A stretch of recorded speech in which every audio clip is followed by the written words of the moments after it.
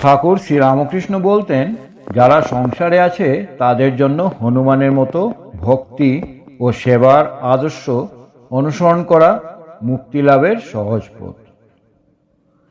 তিনি নিজে মহাবীর হনুমানকে আদর্শ ভক্ত এবং দাস্যভক্তির মূর্ত প্রতীক হিসেবে বর্ণনা করেছেন।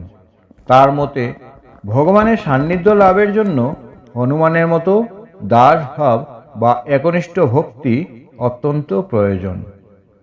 ঠাকুর শ্রীরামকৃষ্ণ বলতেন, অহংকার পুরোপুরি ত্যাগ করা কঠিন, তাই আমি ভগবানের দাস, এই দাসের অভিমান নিয়ে থাকা ভালো। তিনি বলতেন, হনুমান এইভাবে সিদ্ধিলাভ করেছিলেন। যখন হনুমানের কাছে শ্রীরাম জিজ্ঞাসা করেছিলেন, হনুমান, তুমি আমায় কিভাবে দেখো? উত্তরে হনুমান বলেছিলেন, দেহবুদ্ধিতে আমি তোমার দাস, তুমিই আমার প্রভু। জীববুদ্ধিতে আমি তোমার অংশ, তুমি আমার পূর্ণ। আর তত্ত্বজ্ঞানে তুমি আমি আর আমি তুমি। ঠাকুর হনুমানের অটল বিশ্বাসেরও প্রশংসা করতেন।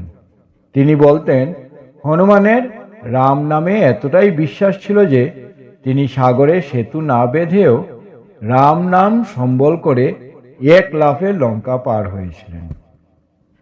ঠাকুরের মতে শ্রীরামচন্দ্রকে সেতু বাঁধতে হয়েছিল, কিন্তু হনুমান শুধু তার নাম নিয়েই সমুদ্র পার হন। ঠাকুর একনিষ্ঠ ভক্তির উদাহরণ দিতে গিয়ে হনুমানের কথা বলতেন। হনুমান জানতেন যে রাম এবং শ্রীকৃষ্ণ অভিন্ন, তবুও তিনি রামরূপেই তার আরাধ্যকে দেখতে ভালোবাসতেন। শ্রীরামকৃষ্ণ একটি ঘটনার কথা বলতেন।